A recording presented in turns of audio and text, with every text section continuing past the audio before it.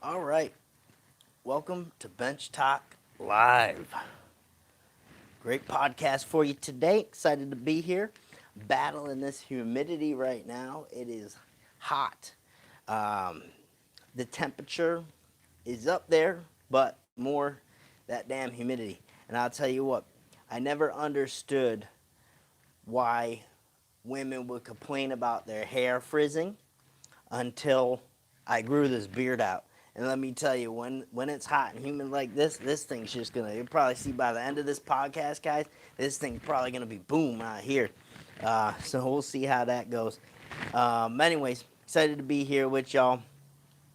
Wish I could show you. Just did some reorganizing here in the gym. We added some new things. The deadlift jack we have in here. I just took that board away. Board's now center stage, right in front. So you'll probably see when we're filming videos. You'll see the new board location.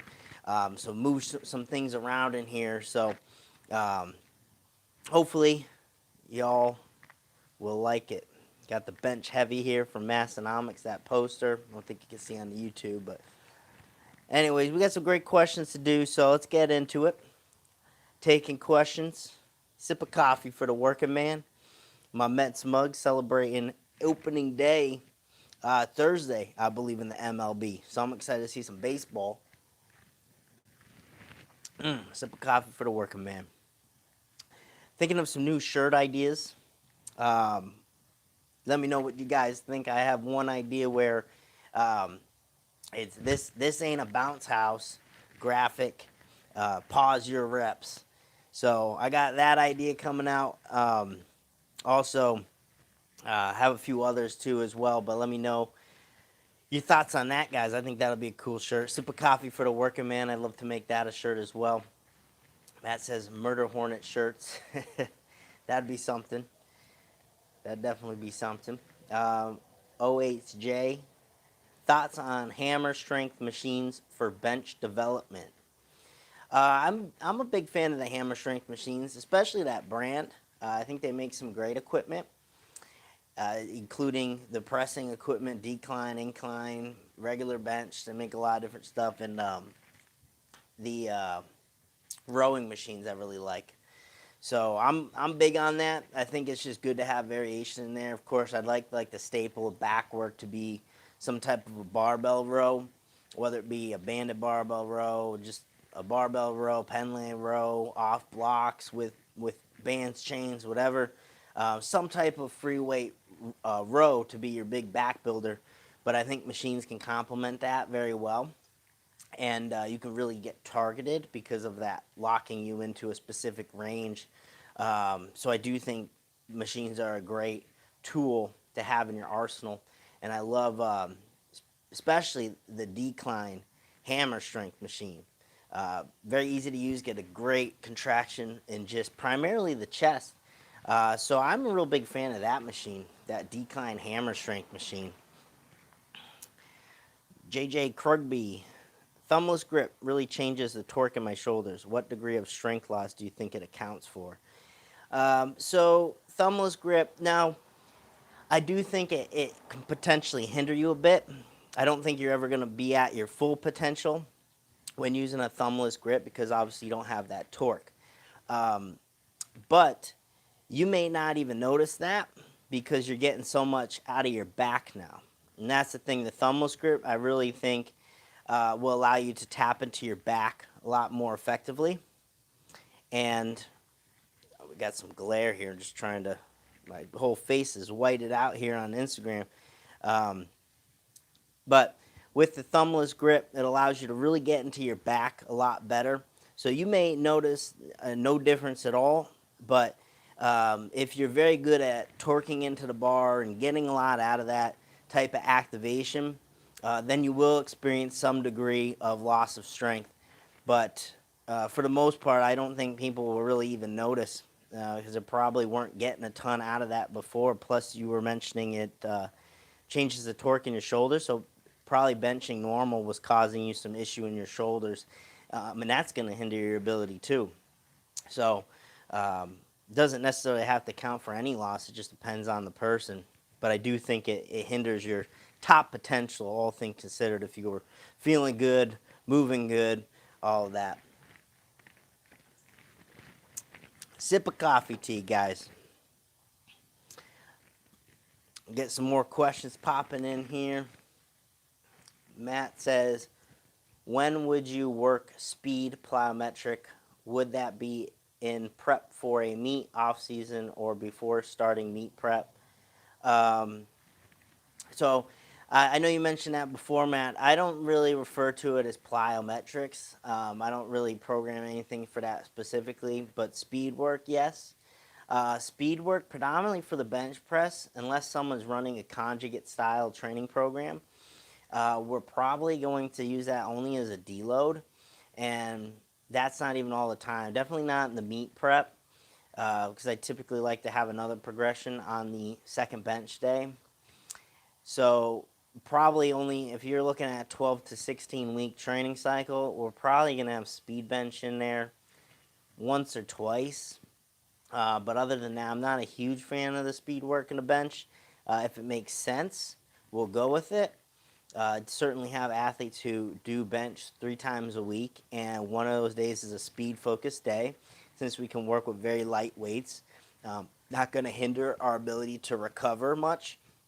So I'll use it in that scenario. But for the most part, I'd say the vast majority of our athletes don't do a ton of speed work for the bench. It's going to be more so on the squat or the deadlift, and that's probably going to be once a month.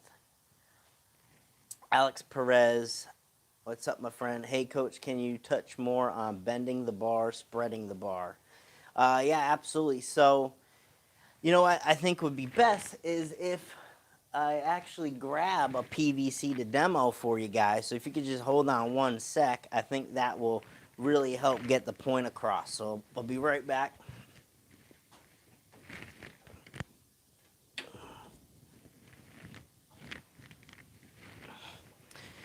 Okay, so I have a PVC here. So if you're watching, you'll be able to follow along. If you're listening, you'll have to check out the YouTube live. But bending the bar, or I have the bar out here. Now, what usually ends up happening, if you look where I'm orientated here, what ends up happening is someone bends over their bodies like this most of the time.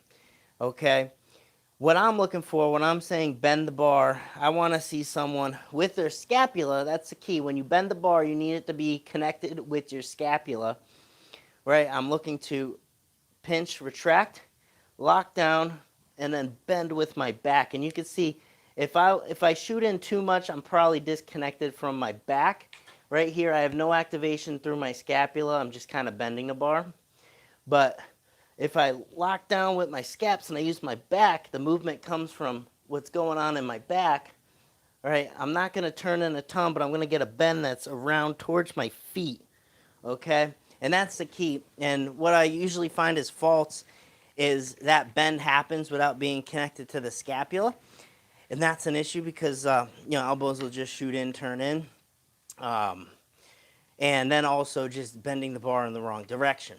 So hopefully that visual helps you guys out, whoever is watching and has that potential issue. And in terms of spreading the bar, that's going to be like a band pull apart is what I related to. So you're simply just spreading apart like that. I think that one's pretty self-explanatory. I see more faults with bending the bar than anything else. And that's the same thing as describing torquing into the floor for squats and deadlifts, right? Same types of faults, either not connected to the hips, or we just get this funky knee movement that's not, really opening the groin. You hear the Ed Cohen, what he says when he says, open the taint, right? He's trying to spread the groin region rather than just drive knees out. It's just like on the bench, we don't have to think about tucking elbows in. When we're squatting, we don't have to think knees out. We want to think groin open. How you think about these specific things are going to make a very big difference. And it's very easy to not apply that cue in the right way. So hopefully that helps, my friend. I'll give you a little demo there. If you're having trouble with anything, if you're not sure, when I give feedback on videos, just let me know. I can film something in here, and we'll get you right. OHJ, what do you think about people like James Strickland that have a pretty narrow grip? Is there something you notice about certain people that might lend them to use more of a narrow grip? No, I think it's not really as much what you notice with the person just looking at them for the first time. I think it's more along the lines of what they've been doing in training, what they find is a predominant muscle group for them, what they find helps more with their technique.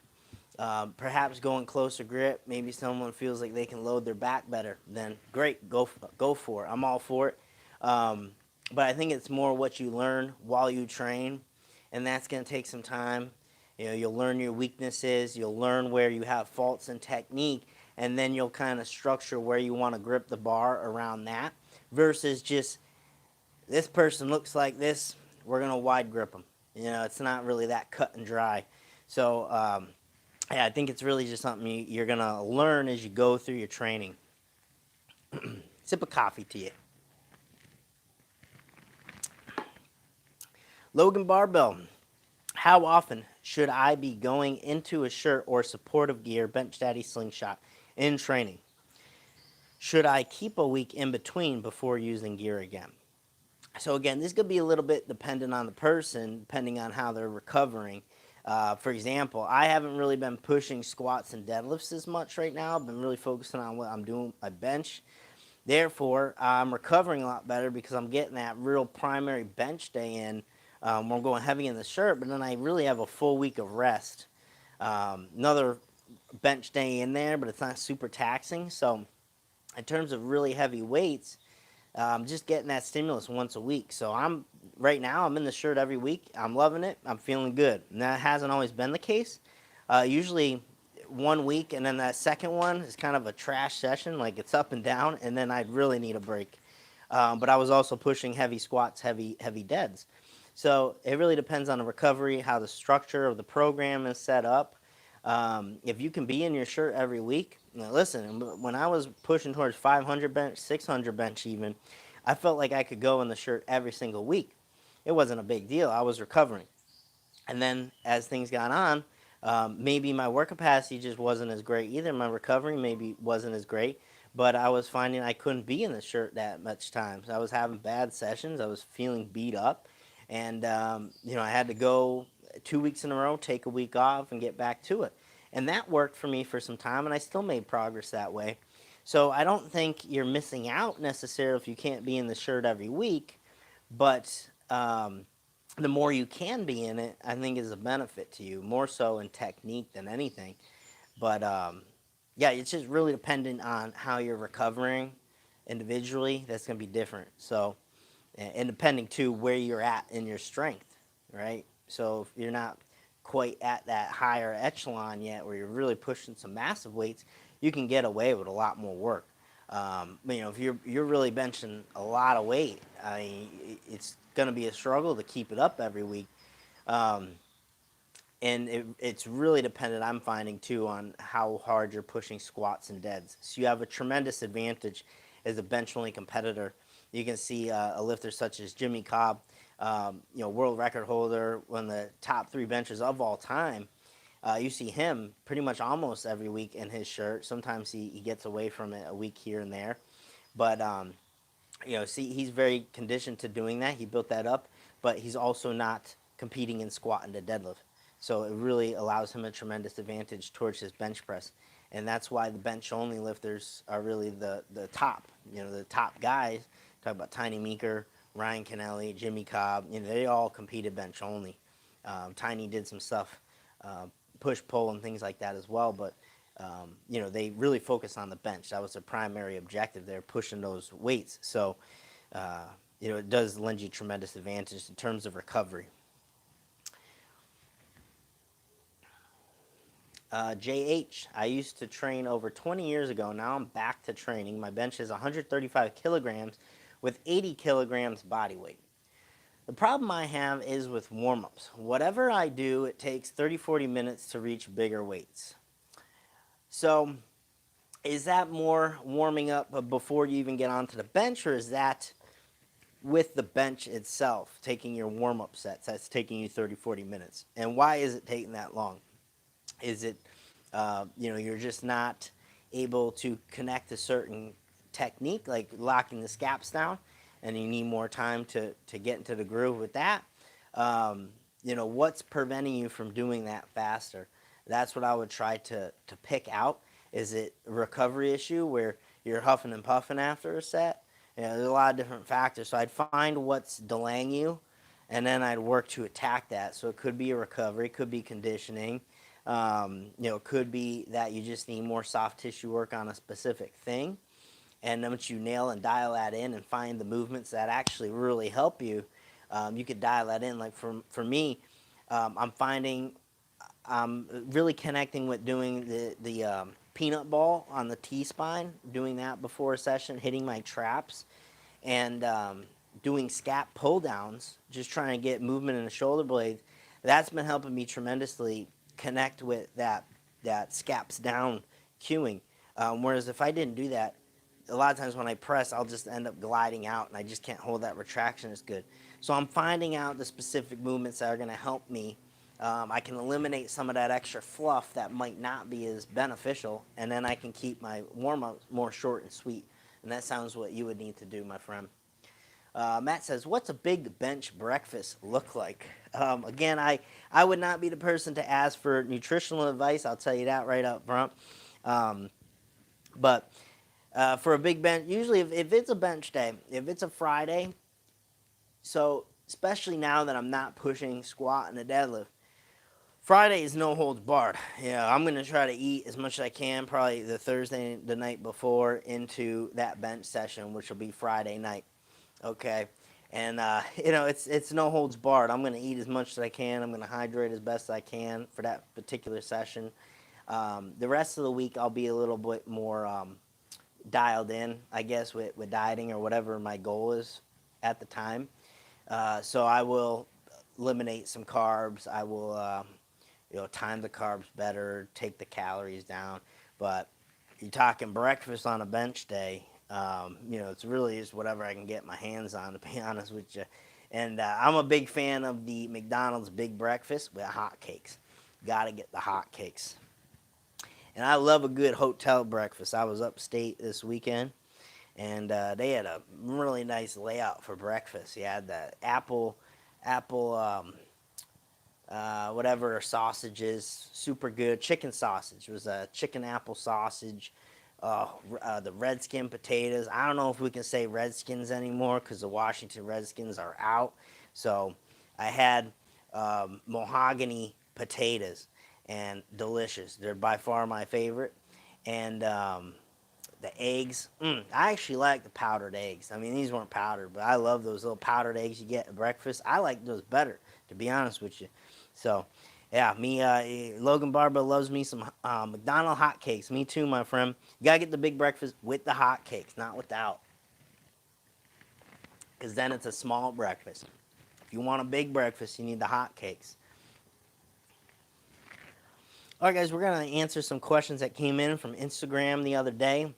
Again, on Mondays, please tune into our Instagram at Big Benches, and in the stories that I post, you are able to drop your questions, and that's what I'm answering here. Okay, at Ponytail Powerlifter, do you coach athletes that compete in different feds? And yes, I absolutely do.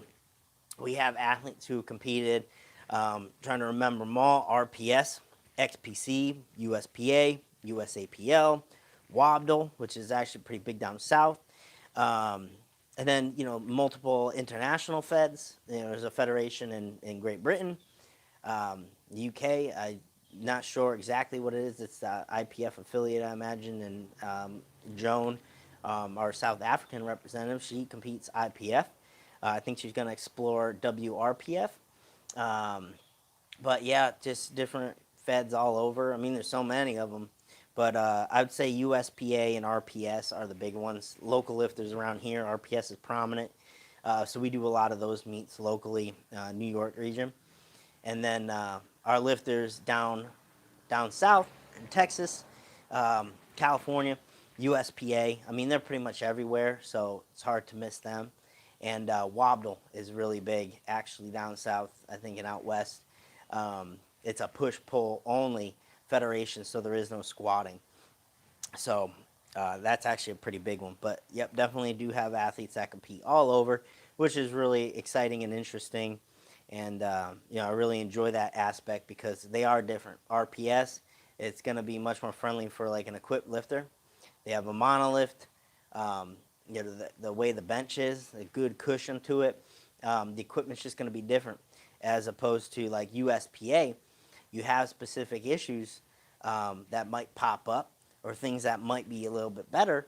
They're all going to be a little bit different. So really depending on the equipment used, and even the judging is really going to change a lot of how I approach an athlete's training. So definitely Fed matters for sure. I got to know what their competition goals are. Some of our athletes are actually really stoked about getting some of these federation records and things too, which I think is great. Um, I remember too, starting out as an RPS, I'd always be checking the state records and things like that. I know it's maybe a smaller pool of athletes, but it makes it fun, and that's what it really is about. Is just having fun in this sport, and I think it's super cool to want to go after some Fed records and things like that. So we take a look at that too for those of where we compete. At Hybrid Hillbilly, how much can being underhydrated affect your bench? And it can highly affect your bench. And I've felt that firsthand for sure. I've also felt that even more so squatting. That is something I pay a lot of attention to. Is if I'm doing like a big squat or deadlift. I don't know how much that plays into maybe getting the spinal fluid going. I know upon waking up, that's usually at a minimum, and then as you go through the day, you get more of that spinal fluid in there, and usually I'm just feeling good. As opposed to my back being sore getting up. So I'm not sure how much the hydration plays into that. I imagine a huge deal as you're hydrating your body. It's all going somewhere. So it's all going to contribute. So I think that's why I would feel it more so on the squat and deadlift because of the axial loading. And I just did not feel great in the morning if I wasn't really hydrated and fed. So short plays a role, but I definitely have to be very conscientious of that. I'd say more so for the squat and the deadlift than the bench if I had to choose. But yeah, underhydrated, like I said, is probably the most profound acute negative effect that you can have towards your bench out of anything. If you're underhydrated coming into a training session or a meet, you're going to be in trouble.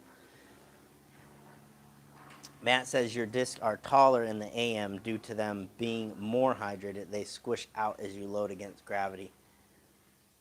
And he says, however, the more hydration in the spine does affect the disc mobility. So that makes sense. And I know Donnie Thompson would always say he would actually lose an inch off his height. He would actually take that measurement. And, he's got 1,200 something pounds on his back squatting it. He'd actually shrink an inch in a training session, which is pretty wild. That's why he started coming up with some of that spinal decompression he does with the bands. But yeah, that makes total sense. But definitely, I always felt like that would really affect my squat, my deadlift, so I'd have to be super conscientious of that. We have, I'm not sure who this is from. I actually forgot to write this down. I apologize. Just asking single or multiply. And it doesn't really matter, really, whatever you want to compete in, really. If I'm trying to lift the most weight possible, I'm probably going to go multiply. Because if you can work through that material, a little more tightness to it, obviously. If you can work through that material, I think there's a better payoff. But you need to be able to work with it. But they are separate categories, and they have separate records associated with them. So it really just depends on where you want to compete. Like I said, I'm going to go do some single ply benching after this. I have some goals in mind for that, the lighter weight class. So I'm going to venture over to that. But, I mean, if I was trying to lift the most weight possible, I would definitely do multiply. But I think that answers that. Pretty self-explanatory. Logan Barbell, do you think getting into a single ply shirt first before getting into a double ply can help you in the long run and teach you how to use the shirt before using something more aggressive? I think so, and that's my general recommendation is starting out with a single ply shirt and or a broken in multiply shirt. But I think when lifters try to transition into equipped lifting, there's too much of a thought process about which shirt, single ply, multiply. There's just no beginning point, you know, and then it's kind of paralysis by analysis. You know, should I get this shirt? Should I, you know, it's a whole deal. So I like to just see someone get a shirt. I don't care if it's single ply. I don't care if it's multiply. I don't care if it's brand new. I don't care if it's used. Just get a shirt and let's start doing some work in it. But if you are able to weigh your options a little bit more heavily, I would definitely recommend, again, single ply or a broken in multiply shirt. Therefore, getting it used would probably be a good course of action. I've done both those things. I've started out single ply. I definitely think that helped me because it's more pliable, I guess, more forgiving, I would say, in the terms of there's not as much layers to fight through. So definitely as you're working to learn how to touch and stuff, it pays off. And then multiply, I transitioned over when I did multiply. I used shirts. I had used shirts or larger shirts, and that helped me get the most out of that, as I was still learning a lot of those things as well, and how to touch properly and how to tuck into it. And being able to have a looser shirt versus something that I would be using now.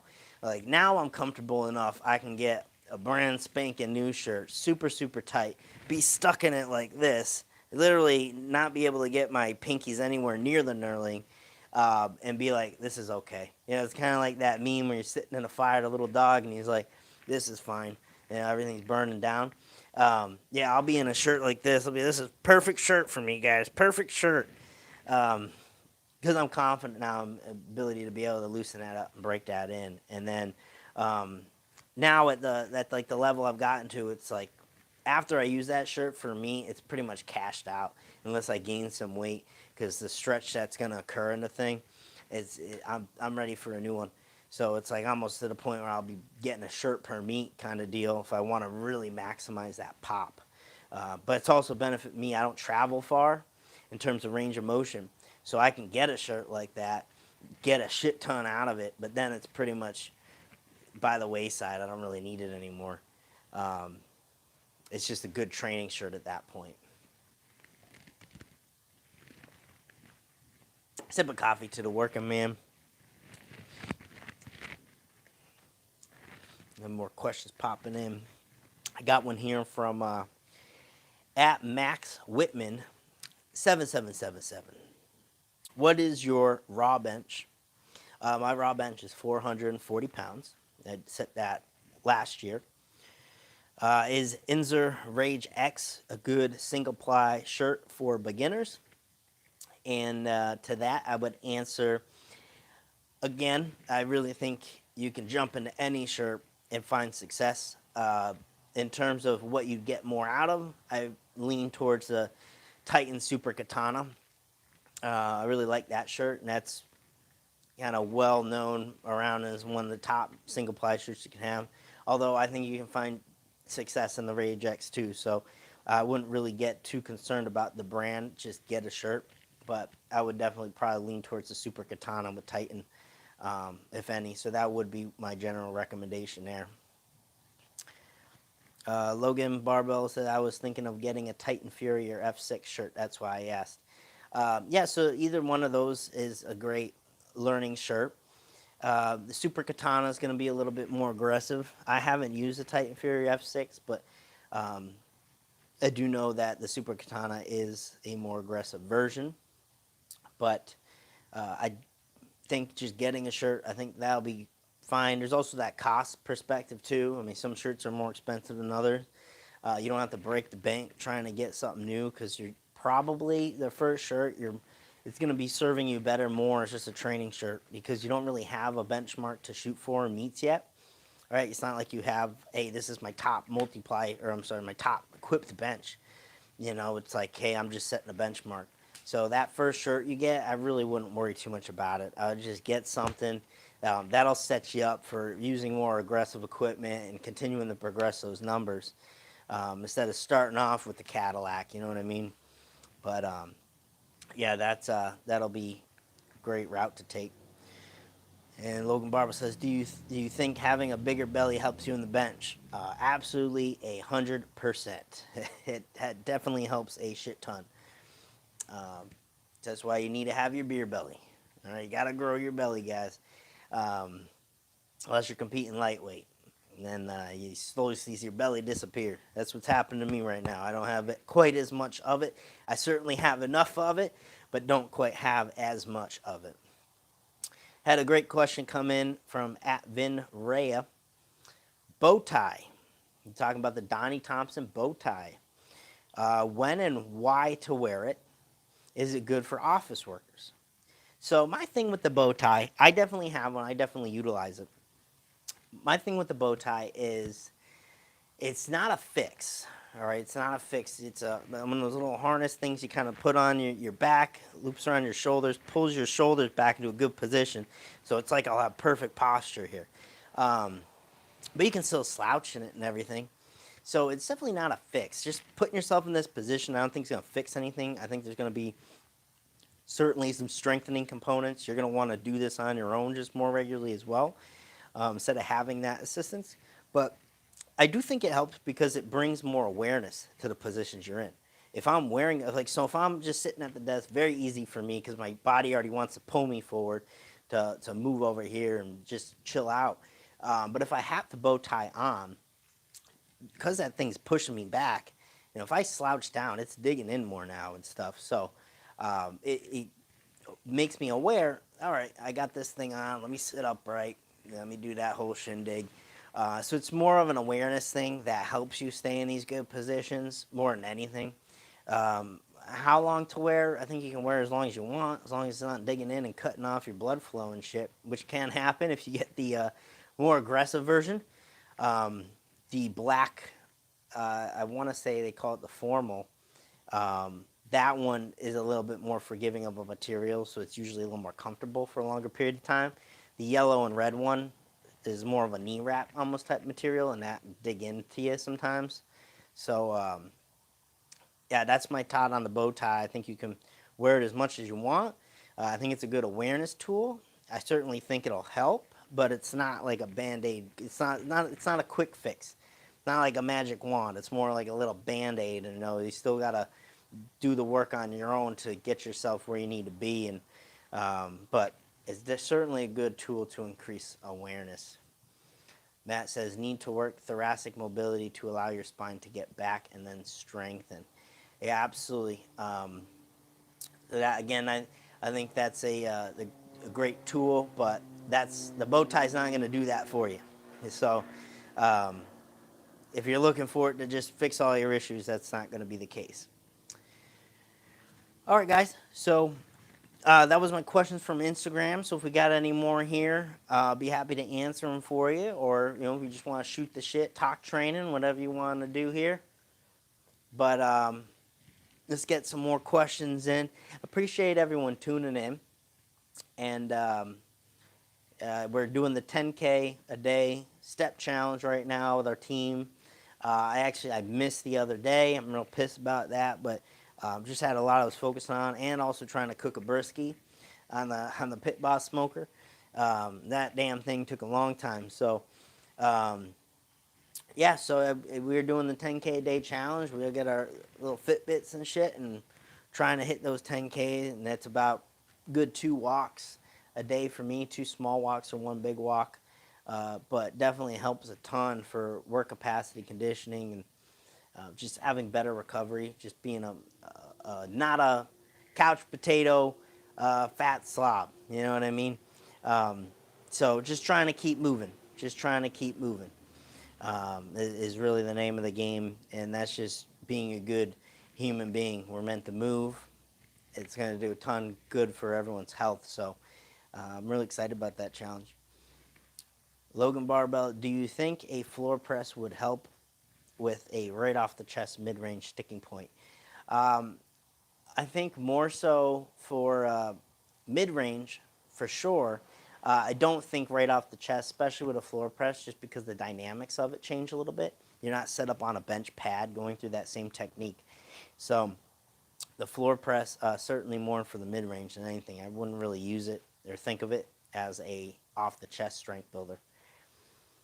And would that strengthen the lower range? No, I don't think the floor press would do a great job of that. I just think there's so much more that you could do for that, such as paused work, dead press, all of that. So I do think there's some value to do it close grip. Usually if I'm going to do floor press, I'm going to do it close grip. Allow you to work through more range and even target the triceps a little bit more heavily. And Matt says, if you have a guy who wants to lift with you and brags he benches 4 bills, then when you meet up, he is a quarter repping and grunting loud. How long before you switch gyms? I don't know. It sounds like you're going right away, my friend. But seriously, for training partners, man, that just gets me on the topic of training partners. Good training partners is such a valuable thing. The people you train with, the atmosphere it creates, the environment it creates. You need to have good people around you that want to work hard, that want to get better, that will push each other. And I've been through so many training groups in my time, and some are better than others. All right, some were much more effective environments towards getting stronger. But I challenge anyone, if you train with a group of people, think of how you can bring more to the table. All right, think about how you can elevate your group to train harder, to train better, get stronger. Think about what you can bring to that group atmosphere. All right, I think that can be one of the most valuable things you do. You don't always just want to take from that environment. When you're feeling sluggish that day, you're feeding off everyone else's energy. Go into a session trying to think about what you can bring to the session, what you can bring to the group and everyone else training. And when you do that, I think you're going to receive even more of a payoff. All right, so that would be my parting words to you guys today.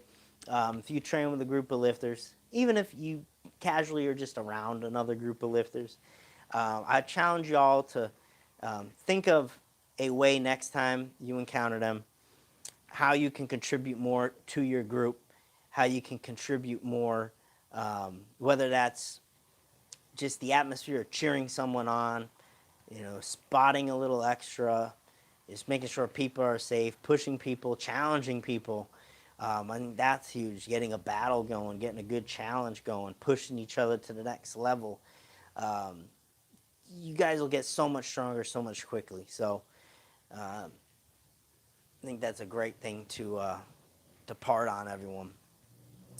I want to answer Rocco Walsh here, getting ready for first equipped meet in November. Any advice for first-time training cycle for equipped powerlifting? It's single ply and doing push-pull. So what I would say to you, my friend, is get real familiar with your equipment. All right, get in as much as you can at first, and really know what you need to do, what kind of weight you need to hit depth on the squat, how to pull into a good position on the deadlift, how to touch in the shirt, touch a few times before competition. For a more advanced athlete, I'd probably say save the touch for the meet, but certainly first time going into it, I'd say touch a good 3-4 times in a shirt confidently before going into a meet. Because if it's your first meet, you don't want to, listen, if you don't bomb out of your first equipped meet, then you're already doing better than half the people that even try, because they're usually going to everyone ends up bombing out. I bombed out of my first equipped meet on the bench, believe it or not. 27-pound cut quite had a lot to do with it, but I would definitely encourage you to get in the equipment as much as you can, proper recovery, but make sure you can hit depth, make sure you know your equipment, what you want to wear, and then touch in the bench shirt. Touch in the bench shirt a good amount of times. That would be my best advice to you, my friend. All right, guys, so I'm going to cash this out today. I really appreciate everyone joined in. It means a lot to me to take the time out of your Tuesday to join us here.